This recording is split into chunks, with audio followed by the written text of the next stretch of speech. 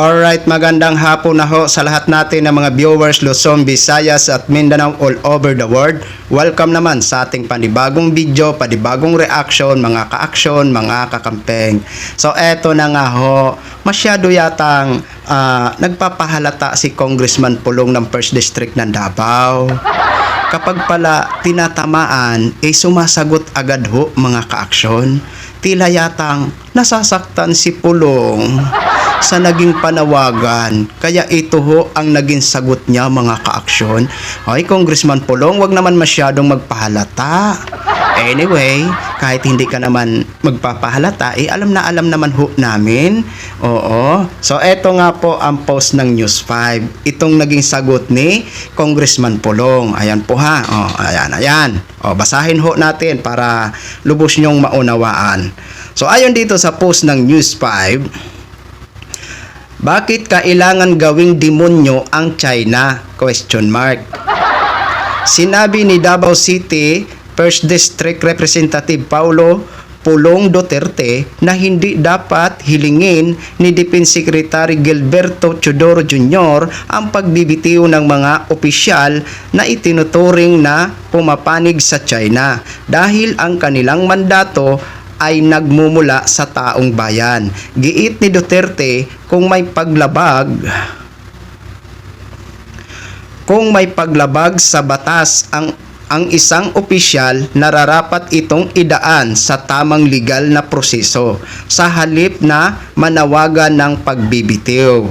Bakit ayaw mo bang bumitiw? At bakit kailangan gawing demonyo ang China? Question mark. Hindi lang naman China ang bansang may inaangking bahagi ng West Philippine Sea, saad ni Duterte. Alam mo Gibo, ang trabaho ng Defense Secretary ay hindi ang magbigay ng loyalty exam sa mga halal na opisyal. Dagdag pa niya. Ayon kay Duterte, hindi dapat i-demonize ang China at hindi dapat sukatin ang pagiging makabayan batay sa mga bansag o posisyon sa usapin ng West Philippine Sea.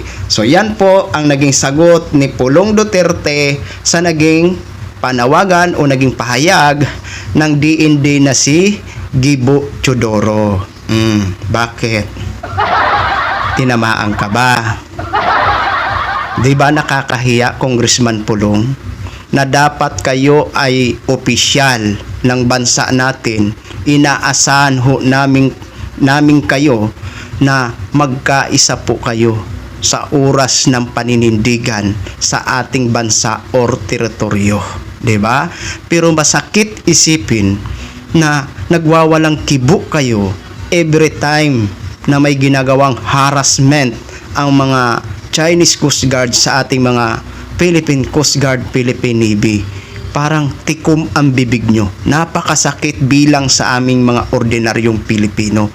Kasi kami umaasa ho sa inyo na dapat magkaisa kayo na mga opisyal ng bansa natin para maninindigan sa sarili nating teritoryo.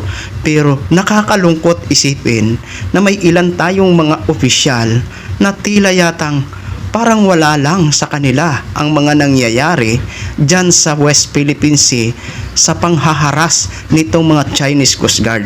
Samantala kami na mga ordinaryong Pilipino, nagbuboses kami kahit sa social media para ipakita kung gaano kamahal natin ang ating bansa, ang ating mga teritoryo.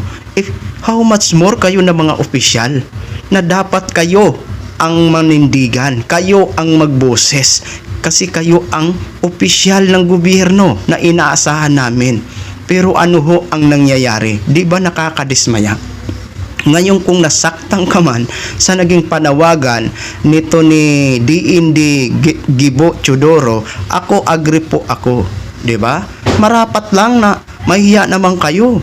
Kung hindi nyo malang kaya ipagtanggol ang sarili nating teritoryo, dapat lang mag-resign na kayo.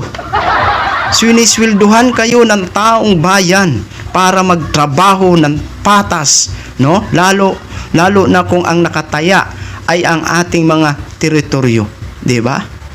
Nakakalungkot isipin na may ilan sa ating mga opisyal na nakikita natin na kapag may ginagawang harassment itong mga Chinese Coast Guard dyan sa sarili nating teritoryo, tikom ang bibig. Di ba? Oo, tikom ang bibig. Di ba? Ay mahiya-hiya naman po kayo. Di ba? Kung kami nga ng mga ordinaryong Pilipino nagkandawi-wi na ang aming mga bunga nga asing kadakdak ng kadadakdak gamit ang aming mga social media para ipagtanggol ang ating sariling teritoryo, abay, ganun din sana kayo. 'Di ba? Dahil Pilipino kayo, Pilipino tayo. Maaaring magkaiba man tayo ng paninindigan pagdating sa buhay politika o usaping politika, pero sana naman pagdating sa paninindigan sa ating mga teritoryo, dapat magkaisa naman po tayo. Diba mga ka-aksyon, mga kakamping? Oo, kaya tama lang. O agree ho ako sa sinabi ni Gibo Teodoro. Abay mag-resign na lang ho kayo. Diba? O yan lang ho mga ka-aksyon, mga kakamping, no? Again, share ko lang ho sa inyo yan. Maraming salamat ho sa ating mga viewers Luzon, Visayas at Mindanao all over the world. Ako po ang inyong lingkod, si The Action Man. Have a good day, everyone!